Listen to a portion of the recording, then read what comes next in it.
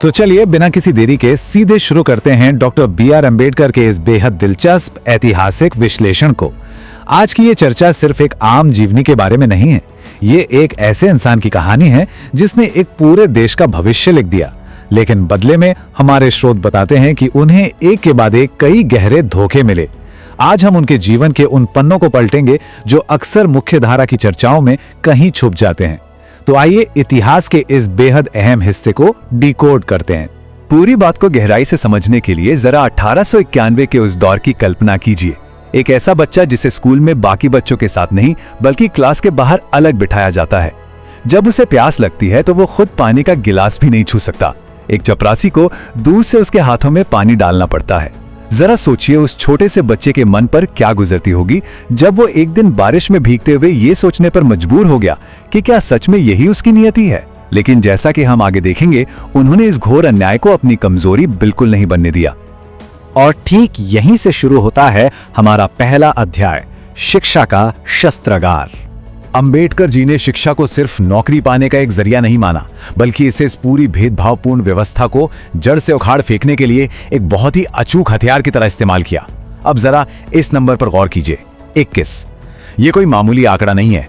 स्रोत के अनुसार कुछ नया सीखने और खुद को साबित करने की भूख उनमें इस कदर थी कि वो दिन में 21-21 घंटे पढ़ाई करते थे।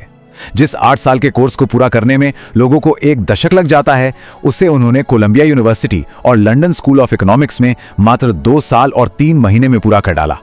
सच में यह बिल्कुल अविश्वसनीय है। और इसका नतीजा क्या हुआ? उनकी बौद्धिक विशालता को देखिए।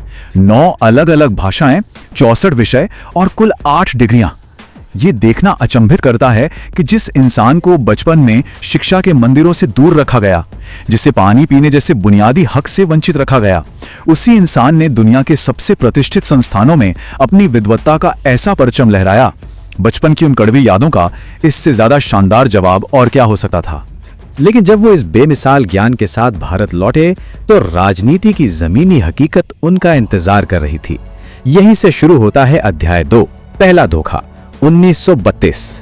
यहां इस मुख्य राजनीतिक विवाद को समझना बहुत जरूरी है। एक तरफ था सेपरेट इलेक्टोरेट, यानी अलग निर्वाचन क्षेत्र, जहां दलित समुदाय के लोग केवल अपने ही नेताओं को वोट देकर चुनते।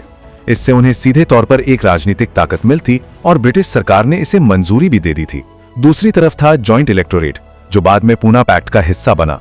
इसमें सीटें तो आरक्षित थीं, लेकिन वोट पूरी आम जनता को देना था।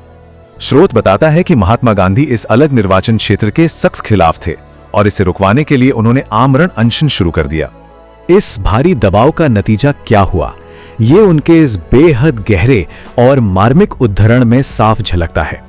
जब पूरे देश का दबाव उन पर आ गया और दलित बस्तियों पर हमले होने लगे तो मजबूर होकर अंबेडकर जी को पूना पैक्ट पर हस्ताक्षर करने पड़े। वो साफ लिखते हैं कि ये उनकी जिंदगी की सबसे बड़ी हार थी।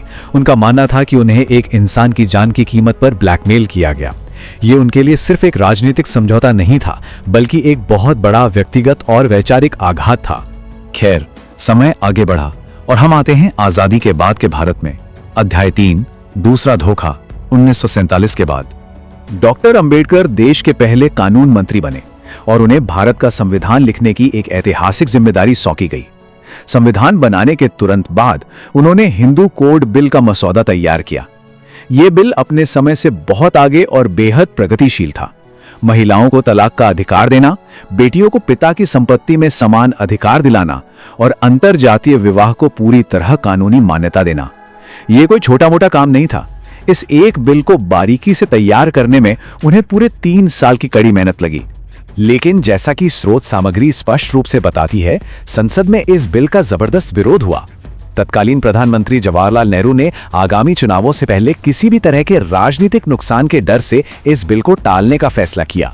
जरा सोचिए, वो बिल जो उस वक्त करोड़ों महिलाओं के जीवन में एक बुनियादी बदलाव ला सकता था, उसे सीधे ठंडे बस्ते में डाल दिया गया। इस घटना से अंबेडकर इतने ज्यादा आहत हुए कि उन्होंने तुरंत अपने कानून मंत्री के पद से इस्तीफा दे दिया। इस्तीफा देते वक्त उन्होंने जो कहा वो आज भी चुभता है। उन्होंने कहा कि मैंने संविधान तो बना दिया है, लेकिन इसे चलाने वालों की नीयत अगर गलत हुई तो ये संविधान भी किसी को नहीं बचा पाएगा।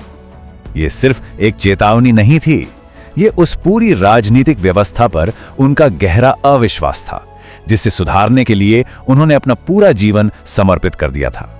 इसी अविश्वास के बीच हम पहुंचते हैं 1952 के पहले आम चुनाव पर। अध्याय 4, तीसरा धोखा। जरा इन दोनों की तुलना करके देखिए। एक तरफ खड़े हैं डॉक्टर B.R. अम्बेडकर, संविधान के निर्माता और एक अंतर्राष्ट्रीय स्तर के माने हुए विद्वान, और दूसरी तरफ उनके सामने खड़ा था कांग्रेस का एक बेहद ही साधारण उम्मीदवार जिसका कोई खास राजनीतिक कद नहीं था। लेकिन मुंबई उत्तर मध्य की उस सीट का जो नतीजा आया उसने सबको चौंका दिया। अंबेडकर, जिन्होंने इस पूरे देश को उसका कानूनी ढांचा दिया था, वो अपना पहला ही चुनाव हार गए। आखिर ये हार हुई कैसे? श्रोट के अनुसार कांग्रेस ने दलित वोटों को बांटने की एक सोची समझी रणनीति अपनाई और अंबेडकर के ही समाज के कुछ नेताओं को खरीद लिया गया। जिस समुदाय को जमीन से ऊपर उठाने के लिए उन्होंने अपनी पूरी जिंदगी दांव पर लगा दी, उसी समुदाय के वोट उनके खिलाफ इस्तेमाल हो गए। बताया जाता है कि उस रात अपनी हार की खबर सुनने के बाद वो एक शब्द नहीं बोले और देर तक बस अकेले शांत बैठे रहे। ये वो धोखा था जो अपनों ने दिया था। और इस तरह इन तमाम संघर्षों से गुजरते हुए हम आते हैं उनके जीवन के अंतिम लेकिन सबसे शक्तिशाली अध्याय पर। अध्याय 5, आखिरी विद्रोह। 1956 आते आते उनका स्वास्थ्य बहुत तेजी से गिरने लगा था। उन्हें गंभीर डायबिटीज थी और आंखों की रोशनी भी कमजोर होती जा रही थी। लेकिन उनका संघर्ष वो अभी खत्म नहीं हुआ था।